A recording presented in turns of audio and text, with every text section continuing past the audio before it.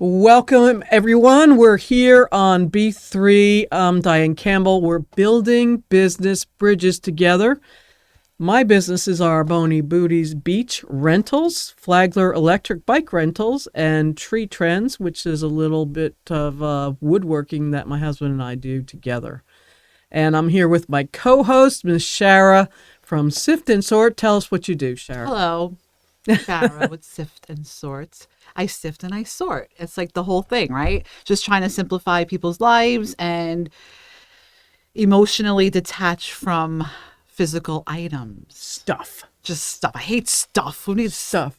So Who's in the house with us today? Oh, we have Miss Amanda Jacks. Amanda is with Haven Hospice, and welcome to the show. Thank you so much. I'm so excited you're here. I am too. Very excited. So tell us a little about Haven Hospice. So Haven Hospice is, so when you hear hospice, let me ask you a question. What do you think automatically? Death. Okay, that's exactly it. Dun, dun, But dun. that's not it. Please explain the whole hospice, because Okay. people, that is the why. That is the why. Okay, so that's my goal. When people hear hospice, they think death.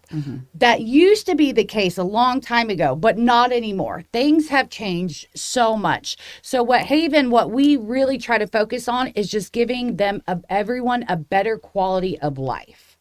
This does not mean if you're going to hospice, you're going to die in 6 months, that you cannot get any treatment to help you and continue to keep you healthy. We do all of that still.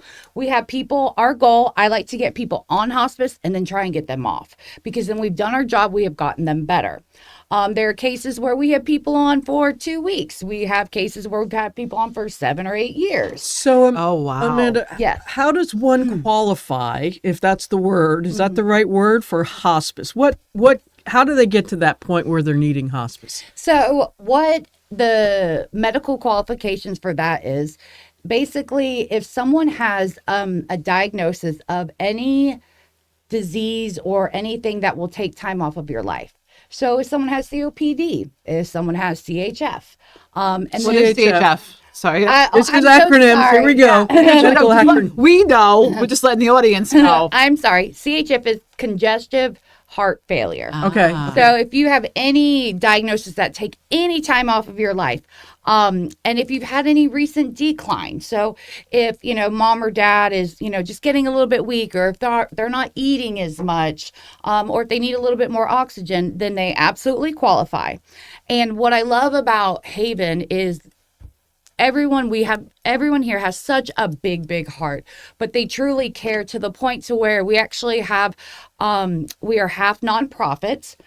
We have a foundation board, and we also have resale stores. Oh, really? I didn't yep, know that. Yep, we do. It's called The Attic. I know the Attic. Yeah, I Yep, didn't know they yep. were affiliated. Yep, that's Haven Hospice. Yep, that's part of our foundation program for our nonprofit. So what we're able to do is we can take every and any insurance, and if for some reason our staff can't get someone qualified for Medicaid, because of our nonprofit, we can see them pro bono.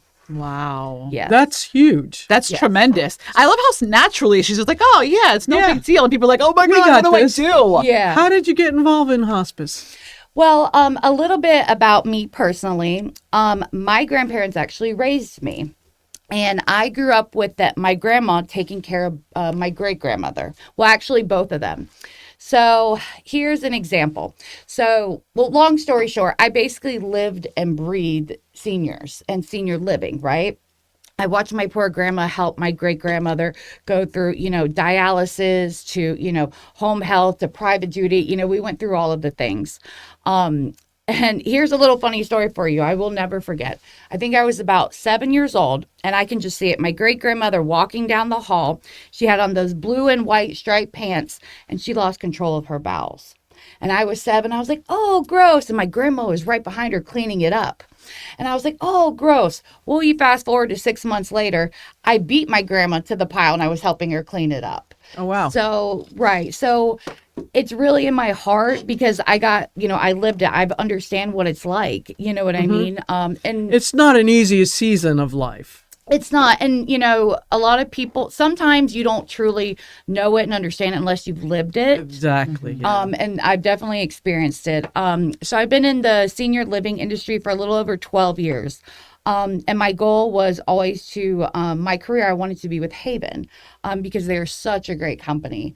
And so here I am today, very happy with them. Wow. I experienced that with a parent, my father, who was in actively dying, right? So he's in the house.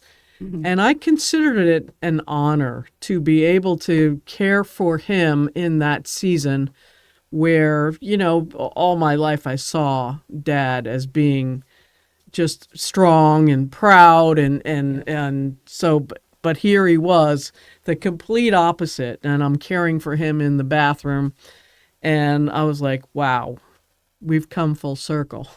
Yeah, it's definitely an eye opener. And that's what we do when, people get to that stage. Sometimes, some of the gentlemen can be a little proud and stubborn, those kind of things. And we like to try to help to keep families together because there's a thing called caregiver burnout. Oh, of course, we just talked about burnout in another podcast. Oh, okay. I would say it is very, very real. Of course, yeah. So, at no cost to them, we like to come, we come to the homes. We don't pull people and put them in facilities. We come wherever they are and give them care there. That way their loved ones can be their family and not their caregiver. I want to go a little bit more into hospice because, again, it's like, what's Haven's mission to break that society term? And again, like, if someone needs to go on vacation for 2 weeks and they have COPD, is that something as well that could be accommodated? Absolutely. We do. So on top of hospice, so excuse me. When someone is on our hospice program, so if they need any what we call durable medical equipment, you'll hear the term DME. DME. Yes, that's very popular. We order it, we cover it. If they need any medications, copays, we cover it. If they need any Depends or wound care, wipes, we cover all of that. Wow. Everything is completely covered, yes.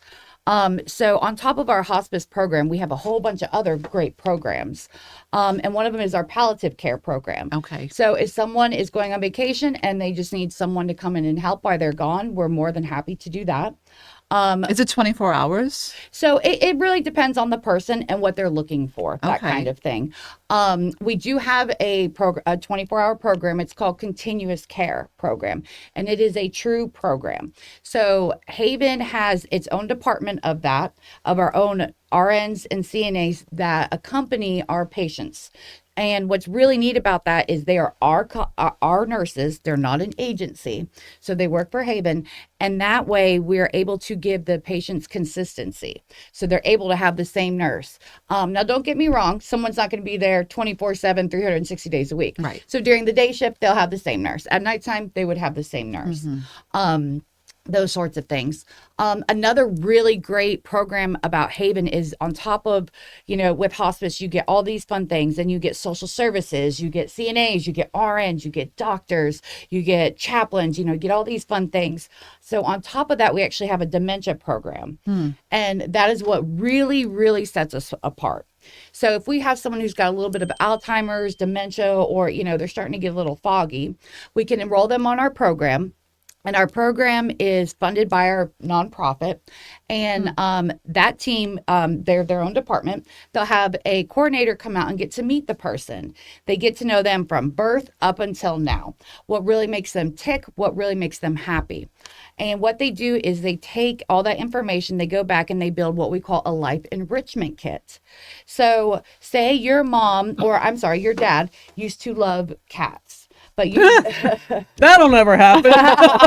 That's he so loves funny. dogs. Let's say he loves dogs. Okay, we can do dogs, right? So this is just an example. So they tailor it to every specific person, okay? So an example would be, so he loved dogs, but you've been busy taking care of him and you've got all this going on, and you can't get a dog in there to make him happy, but that's what he truly wants, right? And you can't clean up, walk it. We actually have robotic animals like cats and dogs that we give to them for free at no cost. Wow. And they actually like, so the cat, if you pet it, like she purrs, she opens her eyes, she, like licks her paw, they roll over. Oh my yeah. God. Yes, they're very, very neat. They're See, very AI is good for some things. Yes. And you don't have to clean up after them. Oh, Oh, wow. Perfect pet. Yeah, exactly. Go away on vacation. You don't have to worry about babysitting. Yeah, exactly. You could probably take that on the plane without any problem. Yeah, that's yeah, true. yep, there is a switch you can turn it off and on. Oh my God. Yes. What? They want for humans? Someone asked me the other day if they have one for a wife, and I said, well, Oh do they my have God. one for a husband? Right? Or a child? Off on. Yep. Oh my God, so I cool. want to go back again. You said it's taken care of, or we got that. So how do you take care of that? Is it Medicare? Is it Medicaid? Is it your nonprofit, or is it a combination of all of that? So we so through Medicare there is a hospice benefit. So if someone has Medicare, we bill through that. Or if they have Medicaid, we bill through that. So insurance covers it, and it goes by a specific person and what they have. So if they don't have insurance and we cannot get them approved for Medicaid, that's when the nonprofit will come in, and then we can get everything covered and still go in the home and care for them. I want to go back to the whole hospice thing. Was it always on death's row? Curtains. Was Yeah. it always curtains in hospice? So I mean, has it had to change? Was there like something that Hospice was I kind of think- synonymous with that. It was a bad word. Right. Like this was the last hurrah. Yes. Oh, yeah, and that breaks my heart to hear that. But And- it's not that anymore. Is it? correct. You're right. It is not that at all. So what the studies have shown recently, even up to 2025 last year, 92% of people who get on hospice are living 6 to 12 months longer. So Longer. a Wow. longer, yes. And a So- better quality of life as well. Yes. And I mean, like an example. So the quality of life is like, it just blows them away. A perfect example. So back to that dementia program, there was a lady, she was in a memory care facility, and she was very busy. She was kind of driving the nurses super crazy, 24/7. She wasn't sleeping. She wasn't eating. She was actually driving some of the residents crazy. So we brought our dementia coordinator in, and she discovered she was a teacher. So the next day she goes in with a stack of papers and says, hey, I am super busy and I'm behind right now. Can you help me grade these? And she did a complete 180. Oh, wow. Wow. She was So you're meeting your people where they are. absolutely, yeah. We go into facilities, we go to homes, wherever they are, and they're happy and comfortable. You're just is there like a discovery session that you can peel back the layers of who they are? Yes. You discovered she's a teacher. Yep. And then you bring in papers for them to grade. Yeah, What a and, genius. like she was just sitting there grading, and people would ask her like, hey, do you want to do it? She's like, no, I'm fine, I'm busy. But then she started eating good, and then she started sleeping. Purpose. Oh Yeah, Yes, my purpose. God. exactly. Yep. So so when they get to know them, that's when they go back after. They build these life enrichment kits, and it varies. So it could be a dog. It could be, grading papers. We actually had someone, she grew up on a farm and a horse farm, and she just horses made her everything. We do not provide transportation, but we worked it out with the city and the family, and we actually got to bring her to a horse farm. And she got to go visit some horses and pet them. And she was so happy, she was in tears. Wow. So hospice is really about just giving them that quality of life and making, trying to make every moment count. Because you what's know? his name that was on hospice for like 10 years, the president? Well, I don't know. So that's really sad that I can't even. John F. Kennedy, was it senior maybe? Wasn't he on hospice know. for like 8 years? Yes, I Who think you're was right. that? Yes, I don't think it was John Kennedy. I can't He think. was like but- 100. Yep. Diane. Yeah, he was not- on hospice for like 9.5 years. Just recently passed like a year. Jimmy ago. Carter? Jimmy Carter. There you go. Yay. I knew it's somewhere in there. Yes. I mean, Yep. because both in home and a facility also was he on? Well, I mean, I'm not sure about his case specifically, but if someone's in an assisted living or if they're in a memory care home, if they're wherever they are, we can go to them. But there's a chances that somebody could be in an ALF and also be able to go home. Well, that's between them and the ALF. Right. So, we just go in wherever they are and just give them that extra care. Okay. How does someone graduate out of hospice back into That's more of my regular question, civilian yeah. life? Yep. So that's a great question. So sometimes, unfortunately, in our healthcare system, sometimes things get a little shuffled and lost, You right? think? Yeah, just You a think?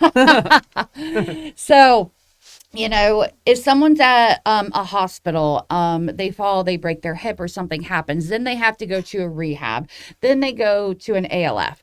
So throughout that transition, the hospital ER put them on this medication. Then the surgeon put them on this medication. Then the doctor at the rehab put them on this medication. And then they get back to the ALF. And before you know it, they're on like 20 or 30 medications, right?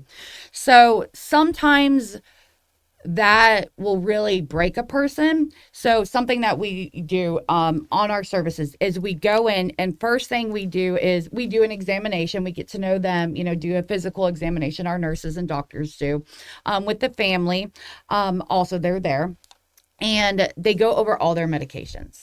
And they're like, okay, if you are on cholesterol medicine, but you're actually having this, like, they are able to take all the medications, look at them and see what they truly need, because once you hit a certain age, your body just doesn't absorb certain things. So for someone dosing 20 times more than what they really need is actually really hurting them more than anything. So we're able to work on their medications. We also, there used to be an old myth that if you're on hospice, you cannot get therapy. And that is not true. You can get physical therapy, you can get occupational therapy, you can get speech. Wow. Yes. So we like to try to get them on therapy. If they can't do it, we can actually do physical therapy ourselves. We have a team that does that also. So through the medications, through getting them on therapy, whatever they really need, we try to focus on and get them better.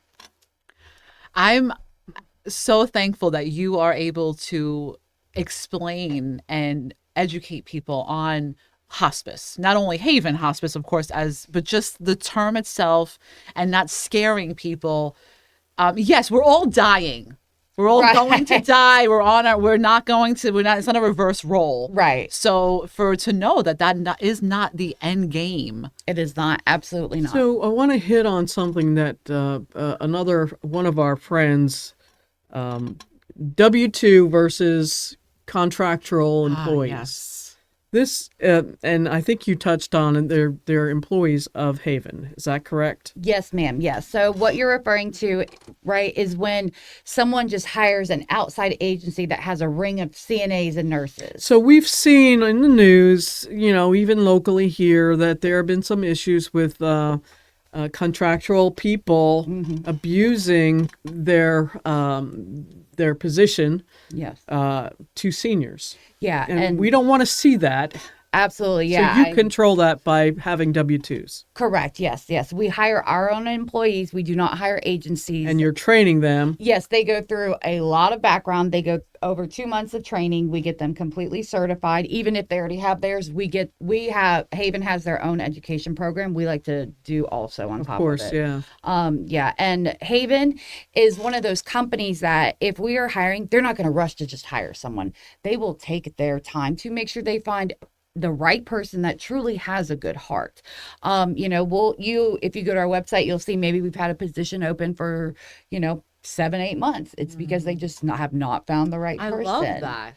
Thank you. I do too. I think it's wonderful. Well, it shows, not character. There's some integrity there in Thank you. interviewing, getting the right people, especially when you're dealing with senior adults. It's important. Well, it costs more money And than their it's worth families. sometimes to just hire people and go through whatever goes on with having to fire them. Yeah. And the big thing is we have to have trust in that person. You know what I mean? Because they're going to be in the homes caring for, your loved ones, those kind of things. So yeah, it is very, very, they take their time and make sure they pick the correct candidates. What's the turnaround time of like when someone calls you to actually having someone to take on that? So we can do it within 24 hours. If it's an emergency situation, we can have someone there that day. Oh, wow. Or that night, yes. What constitutes an emergency when you're talking about hospice? An emergency would be someone not getting on early, someone waiting till almost the last minute. saying, oh my gosh, mom, the doctor or the home health just came in and said, oh no, she's going to be passing, within 24 hours. So then that we constitute that as emergency. So we'll have our doctor, our RN, our LPN, and a CNA go out there with them, and someone will be there 24/7 with them. I've heard and I've experienced and seen the families of the patients. They are just overwhelmed. Correct.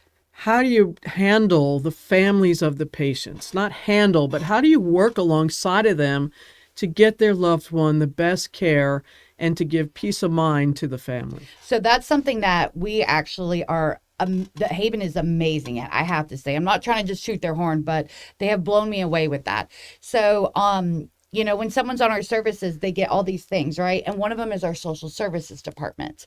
They get a social service worker dedicated to them. And what they do is they get to know, the family, they get to know the patient. And their job specifically is to help the family. So they walk them through what they have been, what their loved one has been through, what they're going through, what to expect.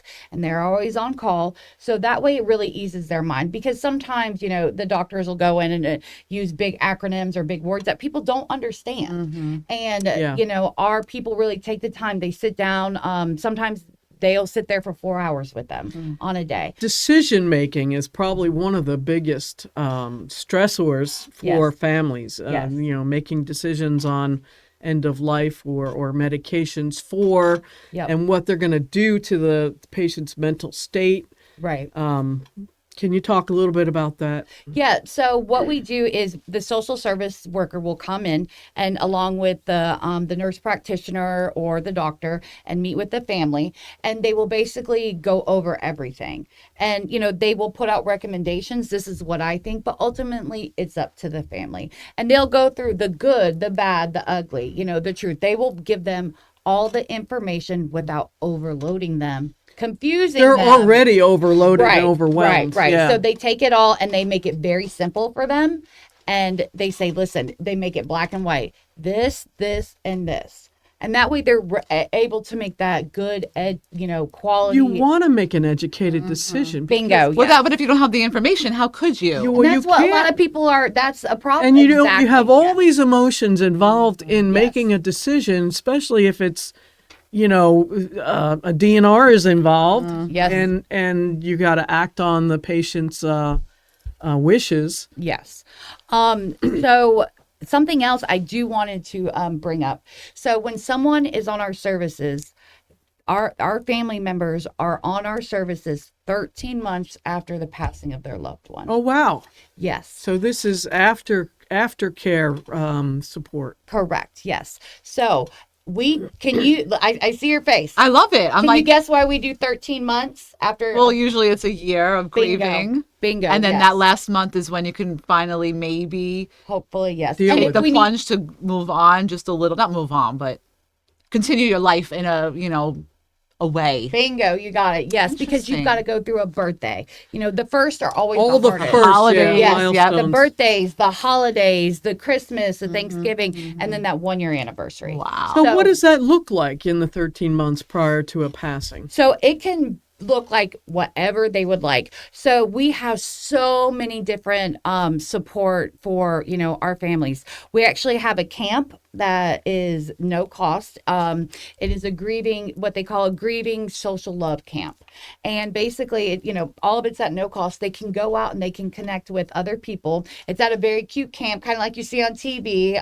They've got the fire pit, and they get to sleep in the cabins, and they sing and they paint and they have support out there. All they these get to are talk about it. Grief supporting exercises. Yes, it's amazing. Yep. So we have the camp. The social services, who their coordinator is, they stay in touch with them. They go visit them. They talk to them. They will go and do, if the 1 year is there and they want to go visit the site, they'll offer to go with them. Wow. We really just hold their hand. A cost involved in afterlife? Absolutely not. Wow. Once someone's on our services, the family is also for 13 months. And is it the whole immediate family?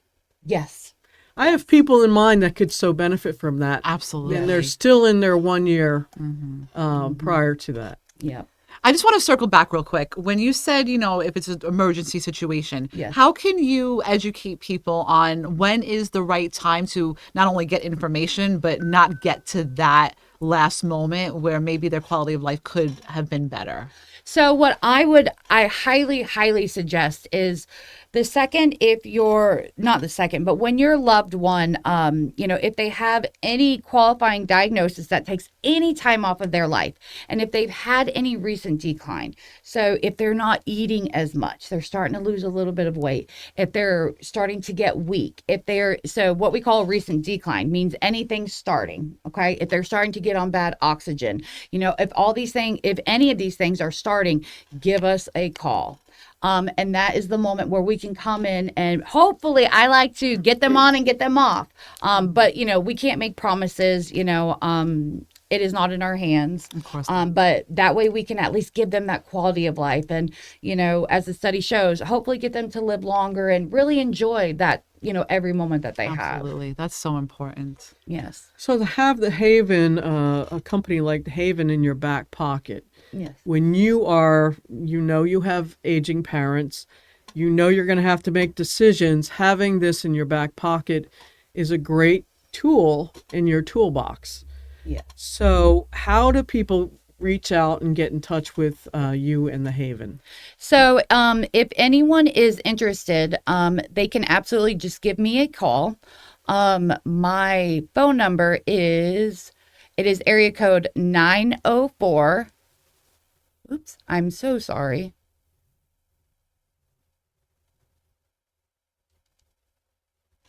We're getting to the contact information. I'm sorry. I want to make sure I give out the exact, the correct phone number. Sorry, just one moment.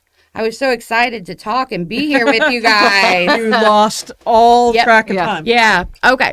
So if anyone's interested or has any questions or needs anything, they can reach me at 904-383-2122. So 904-383-2122. That's a pretty easy number. And is there an email or contact for you personally? Yeah, so that is the number that they can call or text me Okay. on. My email is amanda.jacks, JACKS, at havenhospice.com. Wow. Fantastic. Yep. And if anyone has even, questions to home health or, needs other stuff, I've been in the industry so long, we all kind of know the good, the bad, and the ugly. So even if hospice is not right, I can help guide you in the right direction. Because you have the resources and you've made those resources very educated with connecting with the right people. So I love that. Yes, That's so exactly. awesome. We have found that people who are passionate about senior health are super passionate about senior health. And they are, hearts of gold, and they're out there trying to help navigate families through this whole situation. Yes. Thank you for having come on our podcast today and for being with us. We sure really appreciate it. Oh, thank you guys for having me. Thank This you. was wonderful. And, it's nice to try and get the word out there. Of course, that yeah. hospice is not the H word. It is a good word. Right. Let's give them that quality. Yes. So And hopefully thank you could be that person to rebrand that, Yes. I would especially in our love community that. first. At Yep, least start absolutely. somewhere. Start in Palm Coast, Flagler County. Absolutely. Yes. Do you believe we wrapped up another podcast here on B3? Again. Again. Woohoo! Woohoo! It seems like we never have enough time to get all the Right. details out there. Get down and dirty. Down and dirty. So we'll see you again next time. Yes. Thank you. Thank B3. you. Thank Yes. you.